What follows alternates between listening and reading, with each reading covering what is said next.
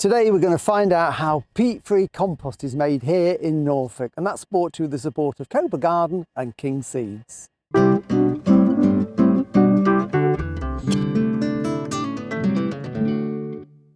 Hello and welcome to Pots and Trowels. Well, we're in Norfolk today, bit of a cool day, and I've come down to Plantgrow to have a chat about their peat-free compost and mulches and to find out a little bit more about how they're made. So got Daniel here. Hello Daniel. Hiya. So these are some of the products that you make. So do you want to just tell us what they are and how you make them? Absolutely. So it all starts with our premium organic mulch, all made from maize, rye and grasses.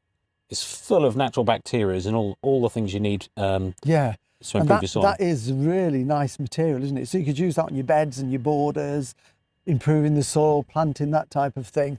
Absolutely, and no dig gardening as well. We also mix our mulch in a high amount into our multi-purpose compost, which is suitable for all pots and containers, all your growing needs, and it's just got the high amounts of our mulch mixed in it at the right amount for your growing. I've been using this in the greenhouse for growing some house plants and tomatoes, and it does really well. It performs and holds the nutrients really well. And the moisture, yeah. And the moisture, yeah, good compost. From that as well, also we do our full liquid range. So it's a 100% squeezed plant juice from our mulch fibre, award-winning. So it's obviously vegan. So it's all made from plants. Soil Association approved as well, but it's got high levels of natural bacteria in it. Right. Full of nutrients and really good for soil health. Yes. And all this is grown in Norfolk, isn't it? All within Norfolk, yeah. We grow all of the ingredients for our mulch fibre all within 30 miles. So it's all grown, cut, packaged, all here. Okay, so this is what it looks like when you're selling it to the public. Yeah. So I need to find out how that's made now, don't I? So absolutely. I'll go and find Steve. Hello Steve, you all right? Good to see you. So you're the founder of Plantgrow. You started it all off. So what gave you the idea in the first place? Well, we built our own digester in 2013. So we were producing digestate late on in early 14 actually. And we were using it on the farm. I quite quickly realised how good it was for the soil. Right. And we used it on various crops, and I just thought, this really need to go in the garden market. Right. So we sort of spent many years trialling and trying different mixes, and then we now think we've actually got something which works. And digestate is plant material that's been into an anaerobic digester, isn't it, to make gas and green electricity essentially, isn't it? Exactly. So here we're standing in front of a maize clamp. So this is everything what's been grown in the field. Everything what goes into the Plantgrow mulch is grown by seed. So here we've got maize silage, which is drilled in mid to late April and harvested early to mid-October. So essentially, for those that don't know what maize is, it's sweet corn, isn't it? It's sweet corn, but it's not the one we would eat the cobs off. So you see it growing in the fields all over, don't you? Yeah. So you chop it all up like this. You can actually see little bits of the sweet corn in it if you look closely, can't you? Yeah, so the idea of the foragers is to chop it as finely as we can. So we chop them around about 6 millimetres. And as it goes through the machine, there's a cracker machine, what cracks all the grains. Yeah. And then it allows all the bacteria to get into that maize silage once it's in the tank. So this is like a cliff face, isn't it? It is, yeah. And this is normally sheeted over, isn't it? You sheet them over because you can keep this for quite a long time in this condition, can't you? Exactly. So we only get one harvest period in the year for maize.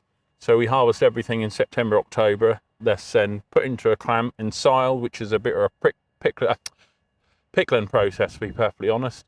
It's then sheeted, and this would stay here quite happy for a couple of years, but we use it every year. Right. So it goes from here then into the anaerobic digestion. Into the digester. So can we have a look at those? Let's go and have a look at that. Okay. So once you've got the maize silage that we've just looked at, Steve, that's what goes into the anaerobic digesters? Yeah, so the digester is fed a maize silage and also a rye silage, which is harvested in June, drilled in November. Once a year crop also. So they're fed into a balanced diet into the digester every hour. Into the digester. It's in the digester for around about 45 days. Okay. And then it goes on through an after digester. So these are just basically huge containers full of this, and they're decomposing, are they, and giving off gas? Yeah, I suppose a really easy way to explain AD is it's no different if you cut your lawn clippings at home, you put them in a carrier bag, turn the top up and throw it in the sunshine for an hour.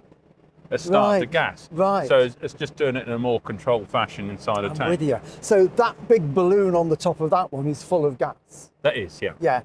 And that is then taken off and used to make electricity? Yeah, so the methane is extracted from that and run through a CHP engine, which is generating electricity to the national grid. Right. And once that's then happened, the spent liquid comes out of the tank every hour, goes through a separator above us, and that makes our plant grow mulch. So that is the basic mulch straight out. I'm going to get some of that. It is, yeah. So yeah, it's lovely and friable.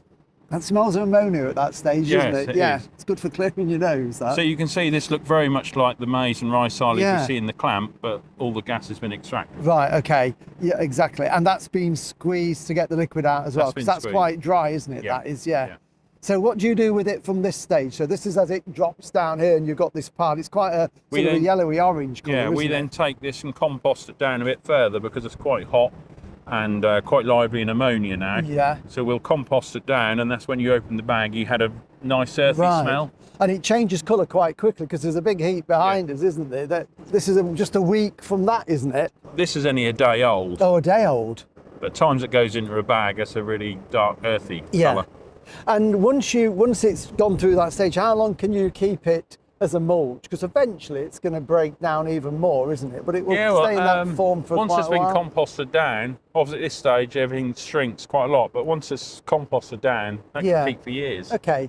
And on the liquid that you get off, that's then used as a liquid feed. So that's got quite a high nutritional value, presumably. Yes, it has. Yeah, Yeah. yeah. Yeah. And still some nutrients in this as well? 'Cause- Yes, there's around 6 kilos of nitrogen per tonne, so I'm talking in agricultural terms now. Right. 6 kilos a tonne and around about 4 of potash and phosphate. Right. Okay. And then the liquids you'll see are probably 3% nitrogen. Right, yeah. So the benefits of doing this, not only are you making electricity, this is the byproduct, but then you can make a really good growing compost for gardeners. It's sustainable, it's all Yeah. local, it's got very low carbon footprint because it's all grown within sort of 40 miles of here, isn't it? So Well, what we noticed when we first built our digester is the fertiliser costs. We don't use any artificial fertiliser at all, so everything Right.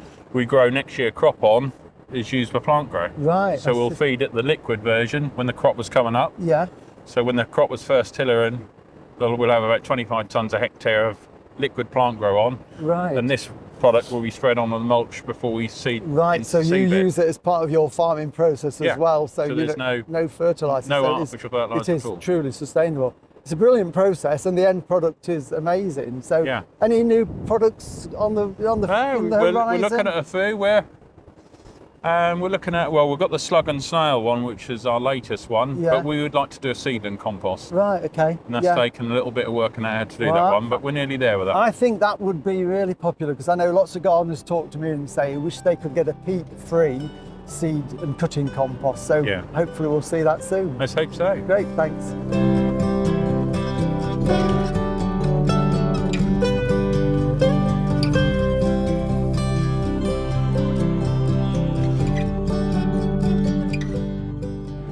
Well, thank you for watching Pots and Trowels, and it's a fascinating story how chopped maize and ryegrass used to make electricity can then be used as a byproduct to make this liquid feed and wonderful compost for the garden. And if you want to find out a little bit more about Plantgrow and their process, then listen to our podcast because we're going to have a chat to them on that.